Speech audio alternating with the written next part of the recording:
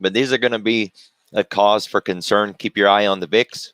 Keep your eye on the dollar. Keep your eye on the bonds. It really doesn't matter what you trade, right? It really doesn't matter. If you're looking at the thing that you're trading and you're not looking at anything else, then you're really handicapped in your trade, right? Especially if you're trying to day trade. You want to look at the best indicators out there, and the best indicators out there are price action. The more price action that you can witness or identify, the better, right? So if you're trading X steel, you want to look at other steel names. You definitely want to look at the rest of the market. If you're trading, Facebook, then you want to look at Twitter, Google, other advertising names.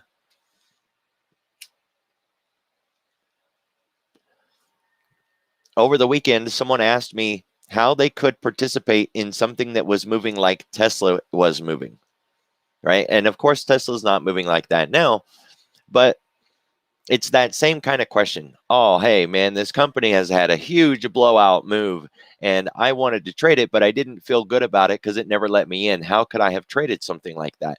Guys, the answer to that is ETFs. What ETFs hold a very large part of Tesla? And then you could trade that ETF rather than trading Tesla or, NVIDIA or whatever it happened to be that was going runaway parabolic on you. Be very careful here, guys. Those bonds and dollars are waking up. The dollar just dropped back down hard, real quick there, sharp, and there it goes. It's breaking to the downside. This will reverberate through our market. Same thing with the bonds. You can see that we're coming up to complete that little micro cup. This will reverberate through the market. It's a funny word, isn't it? Reverberate. That's how it is. Get that confirmation in the VIX.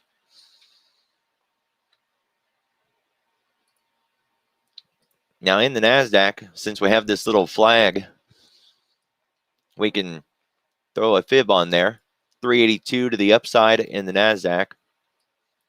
And in the S&P, I should have validated it first. We want to make sure that we haven't gone, quote, too far. And in the S&P, we have. You can see that it escaped the boundaries of where it should have stopped.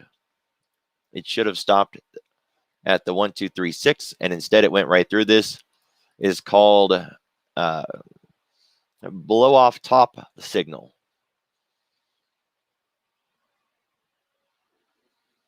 If it was to the downside, it would be considered capitulation signal. It doesn't matter what we call it. You could call it Bob's uncle if you want to. The main thing is to recognize what it portends in the market.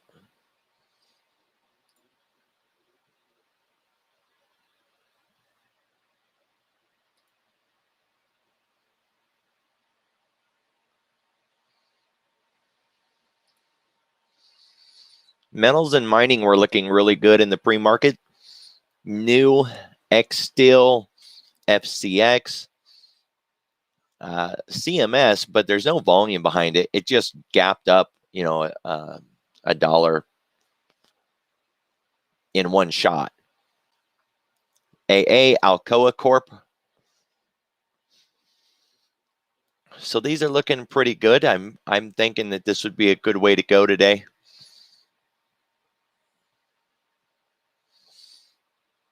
We are going to be expecting a little bit of a gap close or an attempt to close the gap first. So we're going to let that unfold a little bit.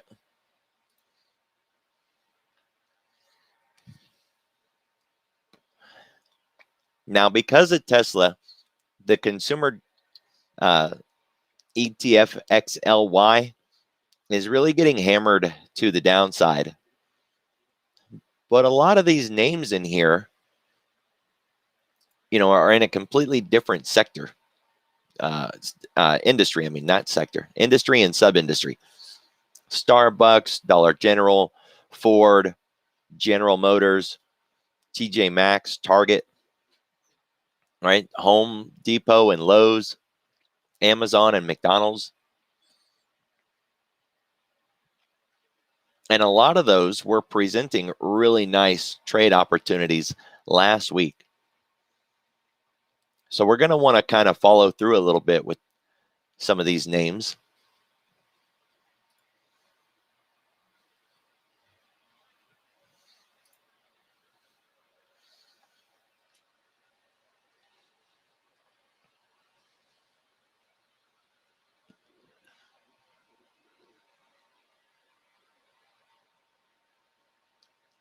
Here we've got Staples, Coke, Walmart, Pepsi, Costco, Philip Morris, Walgreens, Colgate.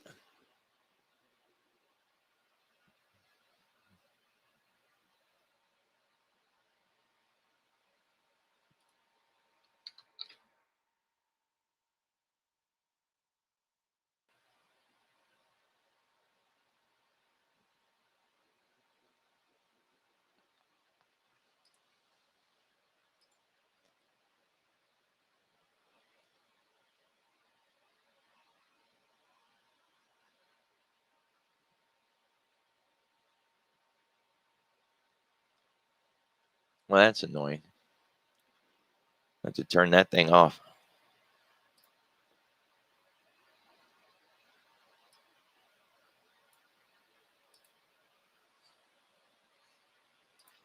That'll do it. All right, so Walmart, you can see we're coming up to a critical level here. Now, you could look at this like a cup. You could look at it as a double top.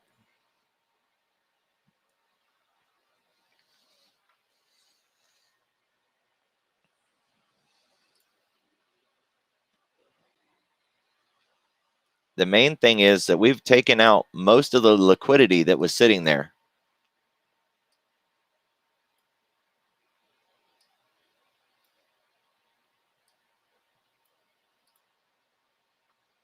There still is the highest point to deal with.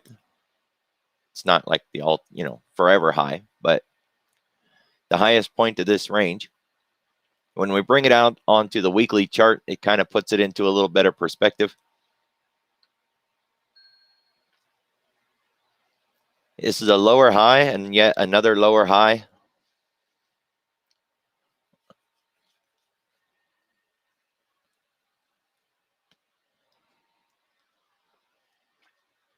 I'm really looking for Walmart to move into a whole new zone, a whole new level, right? It builds a base. Markets build a base. They tend to range there half a year or a year.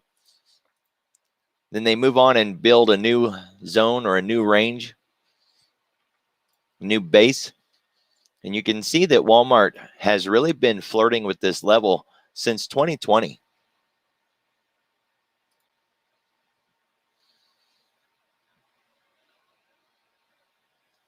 Now, there's nothing saying that this is done yet. Nothing is promising a breakout here.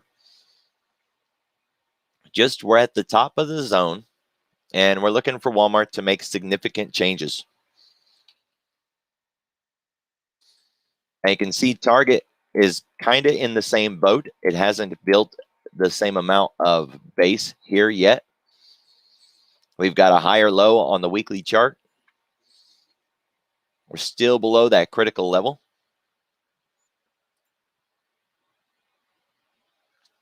Dan is giving a shout out on Airbnb, AMD, and LCID.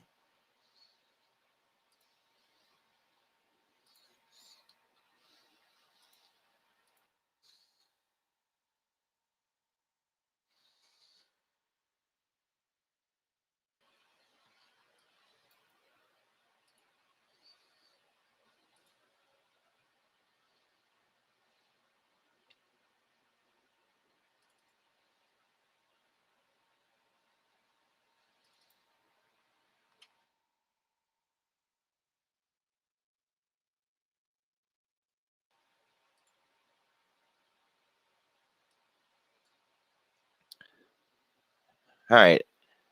XME, XOP, and jets. So energy, airlines, and metals. It's not going to be those same big FANG names that you would normally run.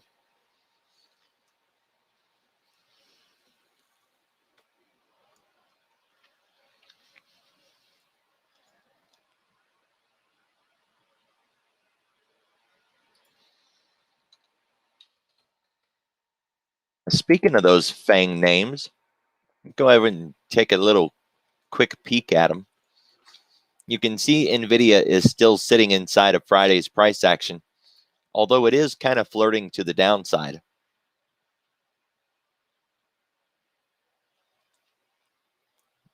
I'm going to be really watching NVIDIA here for an opportunity. It has been building this flag here on the 2-hour. You don't need the 2-hour, but it's kind of where I like to look. You got that 2-hour flag. Really nice flag pull there. It closed in the lower portion of that red candle on Friday. So I like that. It's giving us a red to green opportunity.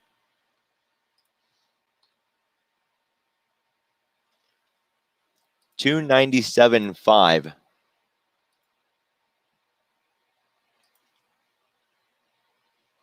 Now the concern is Thursday's price had that really big wick, and Friday basically stayed inside of that wick. I don't have a name for this, but I've seen it before.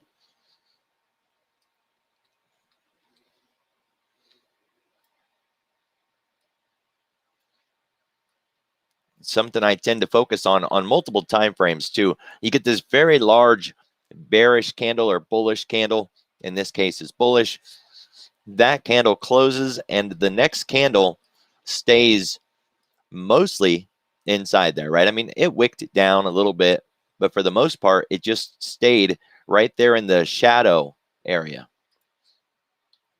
Now, because I'm running an indicator that turned my candle a different color, this blue candle should be red, because Friday was a red day. We made it all the way up to 314. That's a monster move, although you really can't, kind of perceive it that way because the size of Thursday was so big. But we went from 314 to 295. Call it 294 for easy math. That was a $20 move, right? We want to see this go from red to green. So yesterday was a red day. Today's the green day. We get that break to the upside. We want to make it through the Globex level. And then yesterday's high. That's the progression. That's the direction we want to go, right? So we bring it over here. We bring up the trade grid. I'm in the options chain.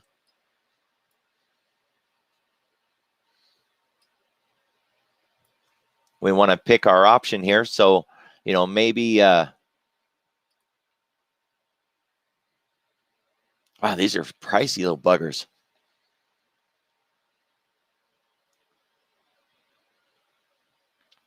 Maybe that 3025 call. So we copy that, stick it in the trade grid.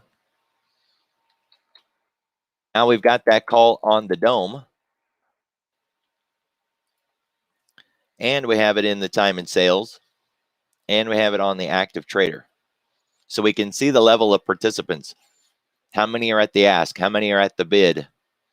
What are they pricing it in at? Right? We can see it here on the dome. It's pricing at $12.75, $12.55. We got the big buttons to be able to jump in, jump out.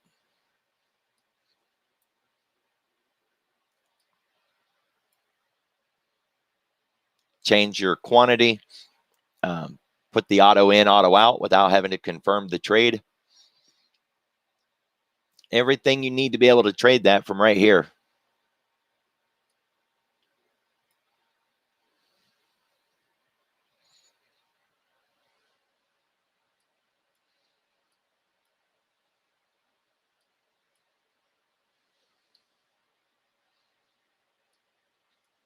Let's see what's going on out there in the futures while we're letting this unfold a little bit.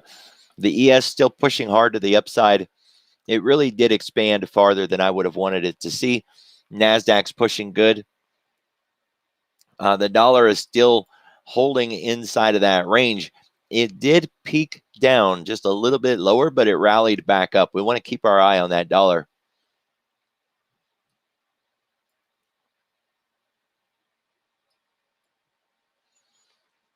Nice runaway in the Dow and in the Russell. That's that capital rotation, guys. Watch your sectors. It's not going to be the same old names today, right? And even the S&P is trying to get things under control. It's holding that push to the upside, holding above that Fibonacci that we had snapped. All right, so there's our first pullback in NVIDIA. It made it through that Globex range that we were worried about, at least the first part of it, but then it took a rejection.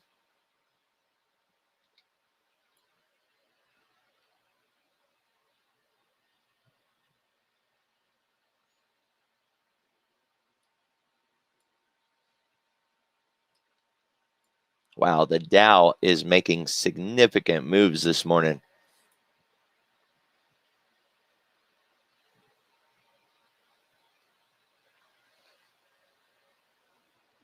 Not really seeing a whole lot of big sellers or buyers popping up there against those calls. Institutions will more often than not sell the calls rather than buy them. The dome is loaded up, though. We got a lot of players in here focused on these. Could try to catch a turnaround.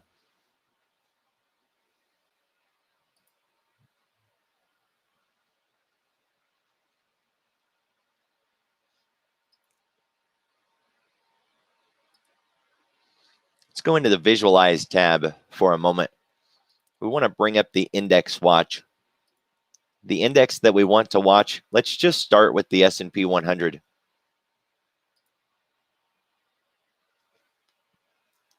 %70 of the S&P is moving to the upside. The money flow, it's a little bit concerning, is very, very negative, right? And that's very likely due to Tesla. Tesla's down over 4.5%. That money flowing out of the S&P is what's causing this capital skew. But we are divergent, all right, because we got green candles, more companies going up than down, but more money going out than in. Let's take a look at the NASDAQ 100. 55% of the NASDAQ is moving up. The money flow here also is skewed to the downside. We've got Tesla and Peloton, both significantly down, and Zoom is right behind them. Zoom is down now more than 2.25% and pushing to the downside.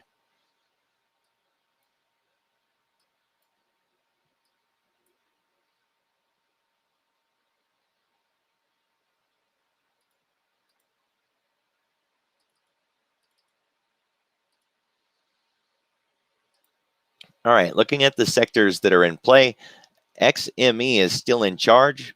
That would bring me back to X Steel. I really like trading this thing, but be careful with this one. It will run an about face and just straight up turn on you with no rhyme or reason connected to it.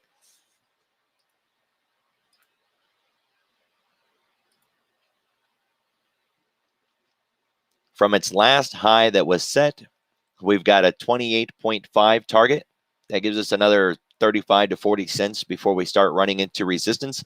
Notice my Fibonacci level ties in perfectly with this price shelf back here. It's another way to validate or confirm that I drew that in the right spot.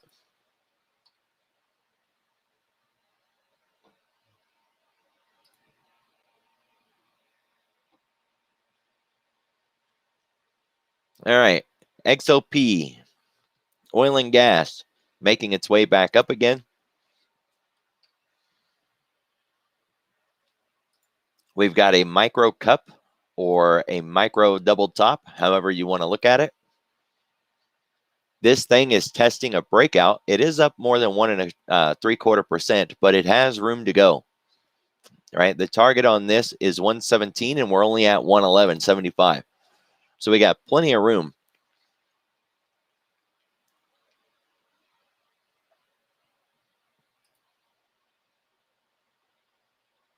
be careful with this one. It is a gapped up market, right? If we come out to the daily chart, you can see that we just set a new high, 111.90.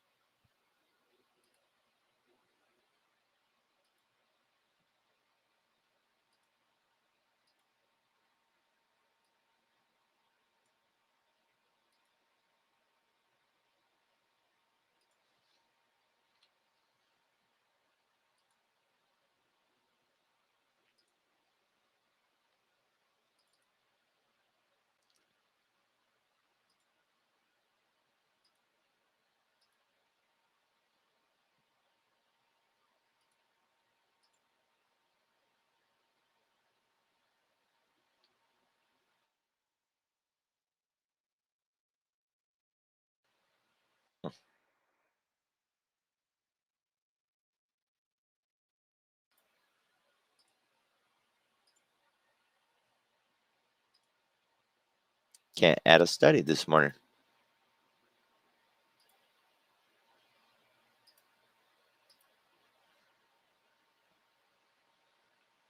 Or I should say, can't add a style this morning.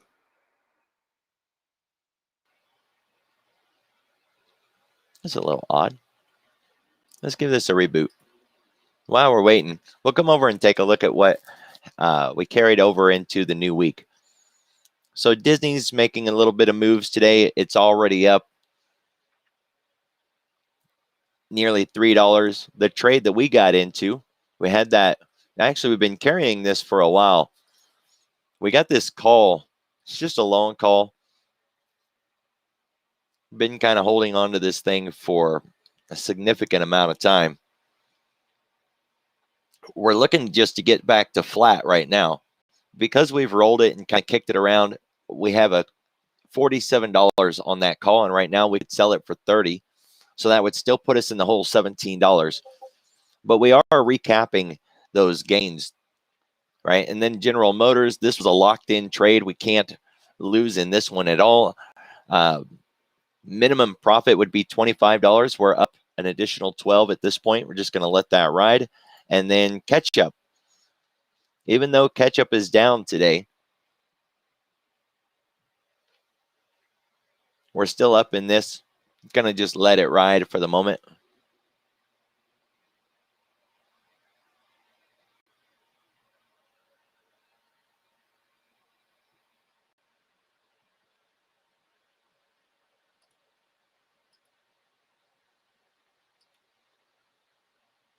Now, we had a Tesla trade on, and it's very likely toast now because of that gap down. The good thing is we built it small. It only has $90 of risk to it. I'm looking to hang on to that a little bit. One of the reasons that I'm looking to hang on to it for a little while is because as the volatility is expanding in Tesla, this trade may regain some of that value and allow us to get out of it without getting so much pain.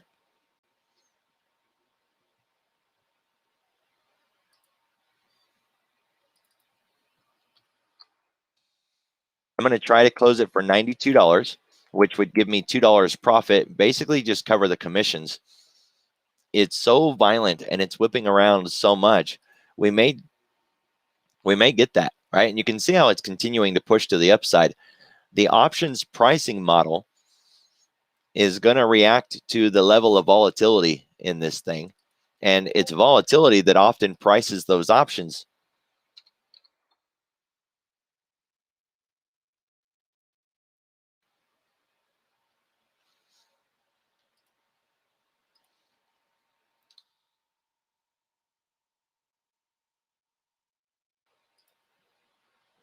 We can see that it has an IV rank of 54, a 6-month IV rank of 94, and a 3-month IV rank of 98. The implied volatility is nearly 80.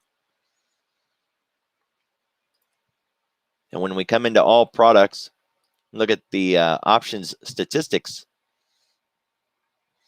There's no stock sizzle yet.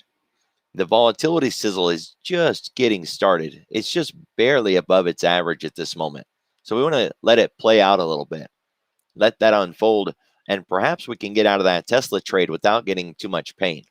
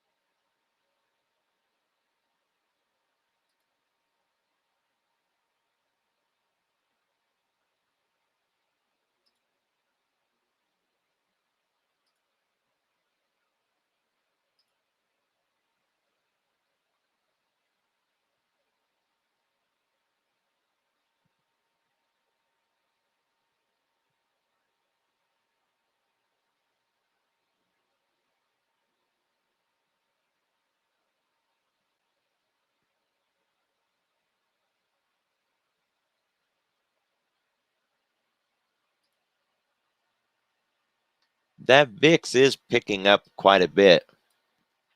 All right, so you see this little bit of a spike here in the VIX. The dollar still testing against those lows, although the wicks are looking nice here. The bonds took a rejection off that Globex and started coming back down.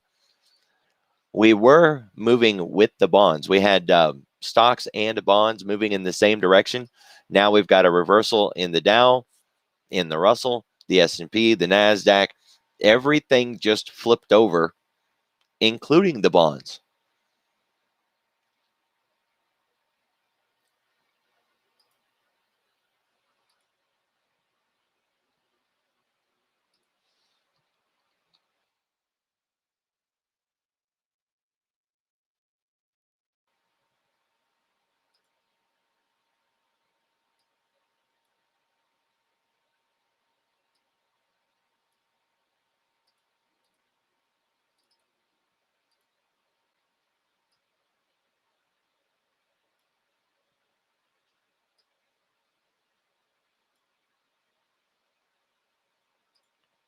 All right, let's look at what's on the breakout list first. All right, we got Starbucks on the breakout list. Trendline breakover.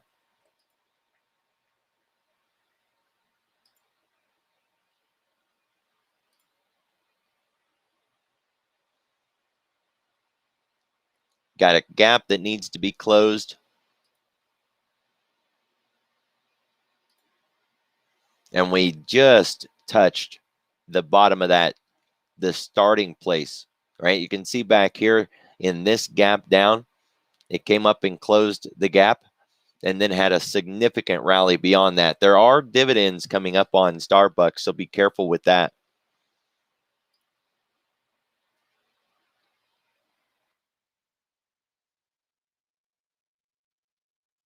All right, Simon Property Group last week, serious gap up. This thing is kind of out of control. And this is a perfect example of what I was talking about. How do we get into something that has run so far and so fast that it just begins to feel dangerous? If you still want to get into something like this, first go to the bot commands.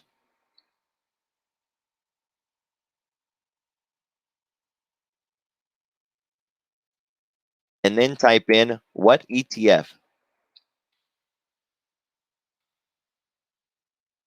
And we're going to look at SPG.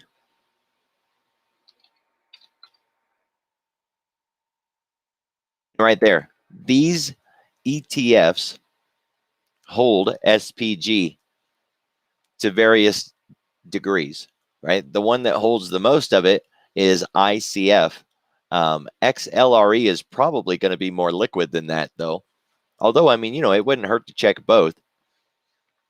But this would be a way for you to participate in something that looks like Simon Properties without having to go in and actually trade against something so violent and so volatile. Honeywell International broke out of that wedge, starting to get that first rejection, although you could look at this as a Busby opportunity. So it broke out of the level. Today we want to try to catch it on those lows and then maybe, run it through the other side. Right now it's a pattern not yet completed, right? It's a really good way to look at it.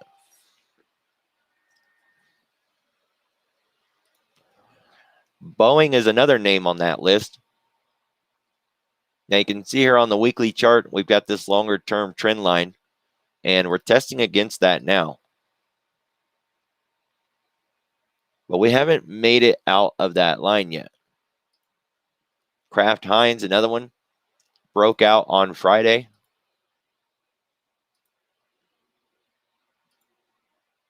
And right now we're just kind of holding inside of yesterday's price action. Walgreens, another one. This one may give us a triple top. Right now we're just against a trend line.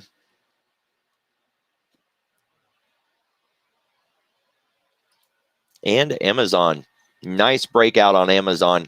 And it is not just a breakout on this major level. It's a breaking out of yesterday's price, or at least it just tried to, and it took a rejection.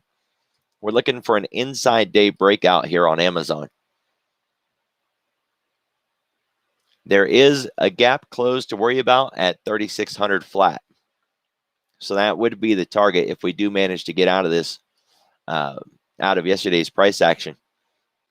3,600 is the line in the sand for Amazon. And you can see it's not really that far away.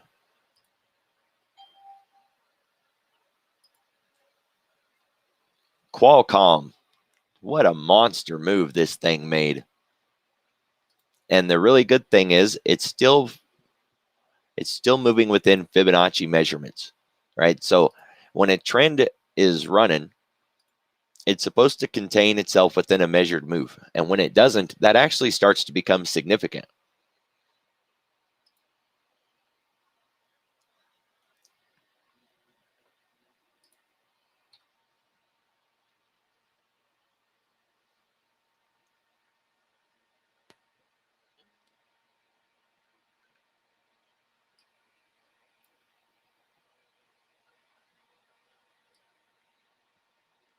Just taking a look at market breadth, seeing what we got going on out there.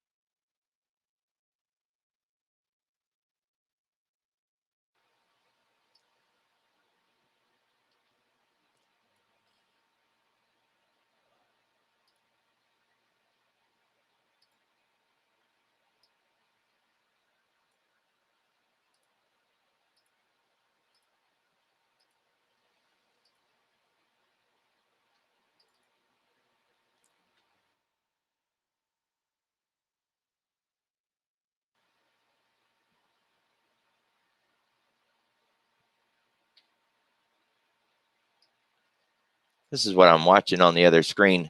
The SPX, the QQQ, SPY, IWM, XLC, and then, all the XLs. Just makes it easy to be able to monitor a lot of markets all at once. Nice little heads up. All right, so we're getting that pullback in McDonald's we were looking for last week.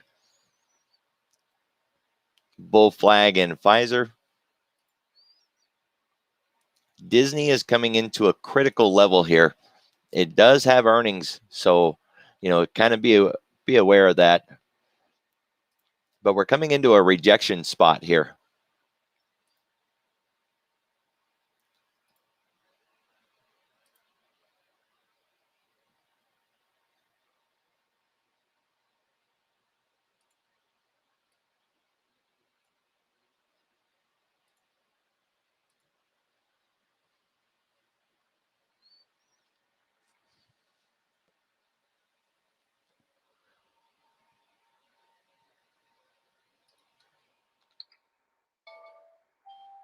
Got a little micro cup on Morgan Stanley. Stair-stepping price. It's working its way out of the 5-minute range of yesterday. Then we will have an inside day breakout test at 102.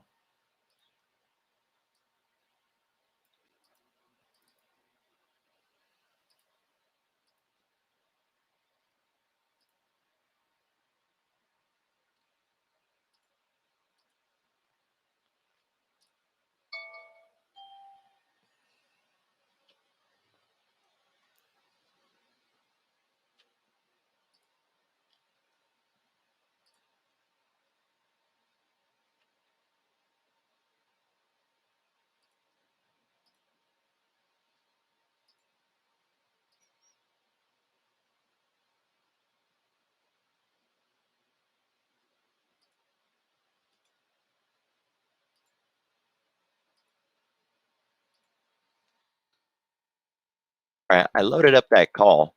That's the November 102 call, November 12. You can see the bid ask in this thing. We got some pretty good size in there. Got a lot of activity on the dome.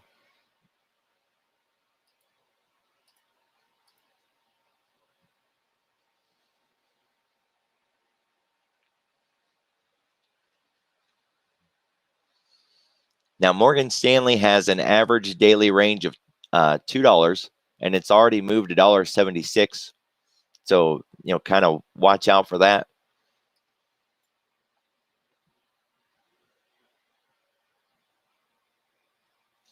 You can see here on the higher time frame, we've been sitting in this base, right? Our controlling candle is way back here. That's what we need to get out of today.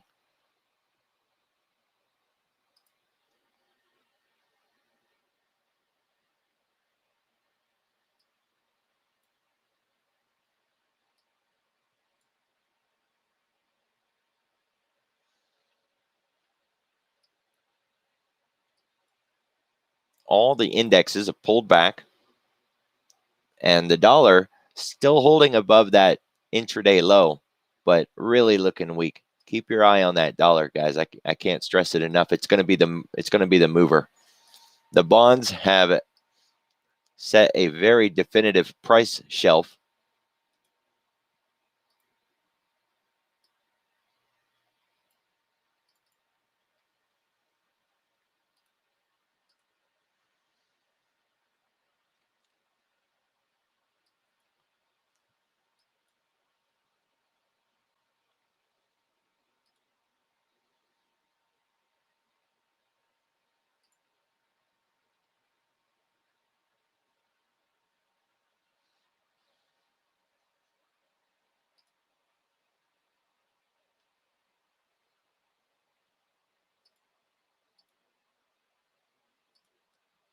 So Ford is leading the way in the S&P 100.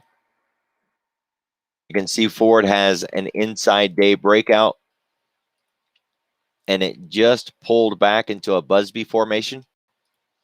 The last candle was this bullish whatever, the bozo. I really need a better way to be able to pronounce that, but it's a bullish bozo candle. We just call it that. At least I can say that one without screwing it up.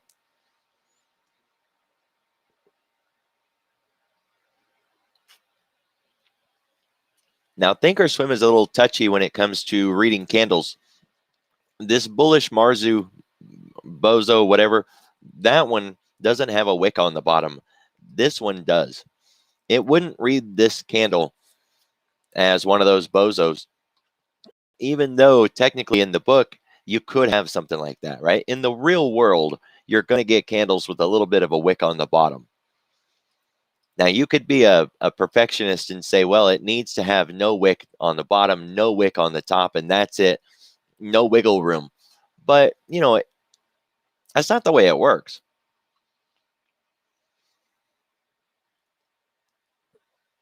So that's two bullish bozo candles in a row. Now we're getting that little bit of a pullback. Nice, clean, healthy trend. Snap our fib where we normally would. You can see that we made it up to the 1, 2, 3, 6. So we would bring that fib up to the new level. Let's actually just back up and validate, make sure all of our fibs are in the right spot. So that's where our fib needs to be right now. And you can see we came very, very close to hitting that 1, 2, 3, 6. So we're just going to go ahead and accept that and bring it up. Now we've got a defined channel based partially on yesterday's high. And this is forward we're talking about here, right? Look at the algorithmic trading inside of this thing. That's the machine, guys, doing its job and doing very well.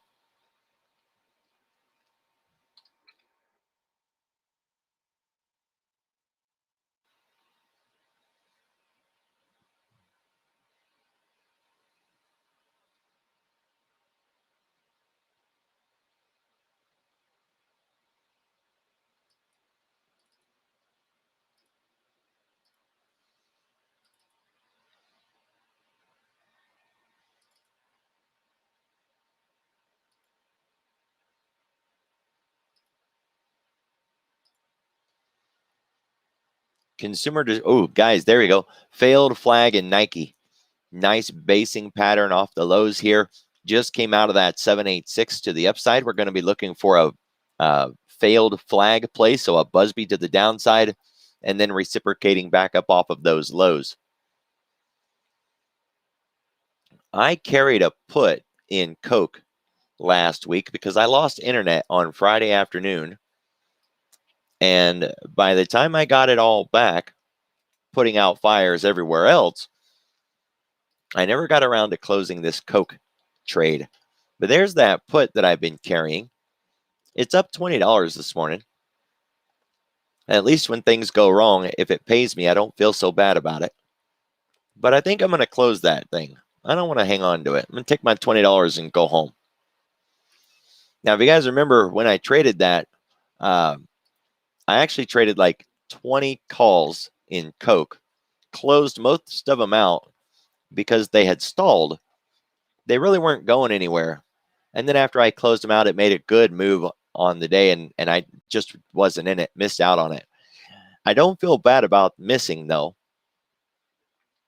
because I didn't get in hoping that it was eventually going to move the right direction. I got in because it was supposed to make a move, and then it didn't. And I got the heck back out again. If you're finding that you're in trades and they're not working out and you're taking losses, really think about, did it offer you a chance to get out of that thing? Was it starting to show you that it wasn't going to work? And did you take that opportunity to get out, or did you actually just stay in there hoping that it was going to turn around and work in your favor?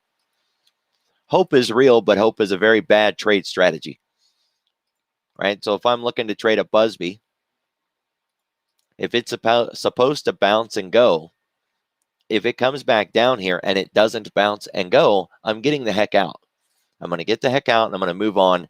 And I'm not going to look later on and say, oh, man, look, if I'd have only stayed in it, look, it would have worked. Yeah, maybe that time.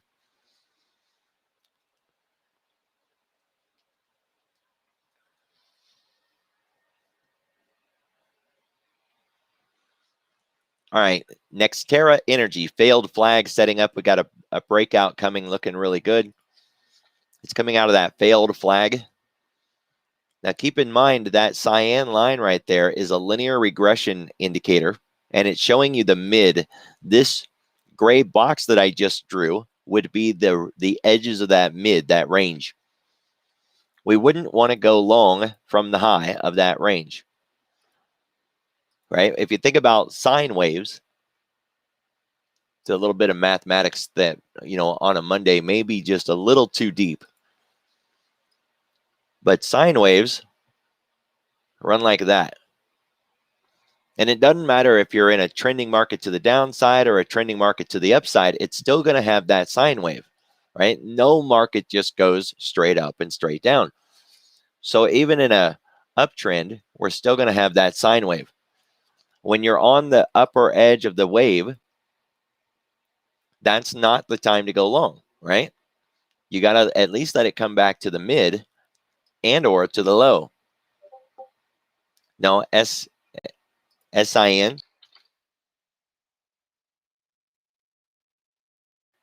or SINE. I've seen it spelled both ways. I guess it's, it depends on like if you're if it's from a European writer or author or not. So it kind of just depends. But I think in America it's SINE. There was a website that did a really good job talking about it. And it was kind of like one of those really cheap, cheesy kind of websites, but it was connected directly with stochastics, and stochastics was the very first indicator that I ever used. And I think they did a really good job explaining that sine wave. That'd probably be the place to go. If you Google sine wave, you're probably going to find it, right? It's been years since I've been there, so I don't want to, like go hunting for it right now. But so Kelly, with Busby's, they have to match your time frame, right? Now, if I'm on a 1 minute chart and I know that a Busby needs to have at least 4 candles, then I'm going to need at least 5 minutes. If I'm on a 5 minute chart with 4 or 5 candles, I know I need at least 20 minutes. Makes sense, right? And if we're on a 15-minute chart, then I'm going to need like an hour and a half, because you really need those 4 or 5 candles, not just one candle popping up and then dropping right back down again. Tim, what's up, Tim?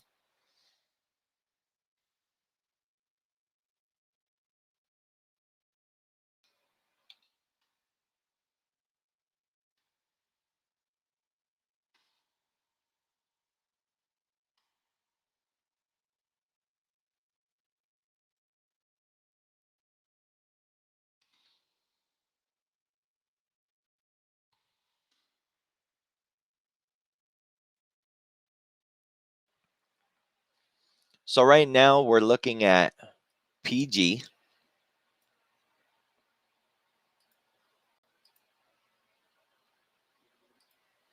We've got that base built down here, but it's not yet a failed flag. It's not yet a base, because it's only given us one touch across the low. For all we know, this is just a pullback before continuing that bearish move to the downside.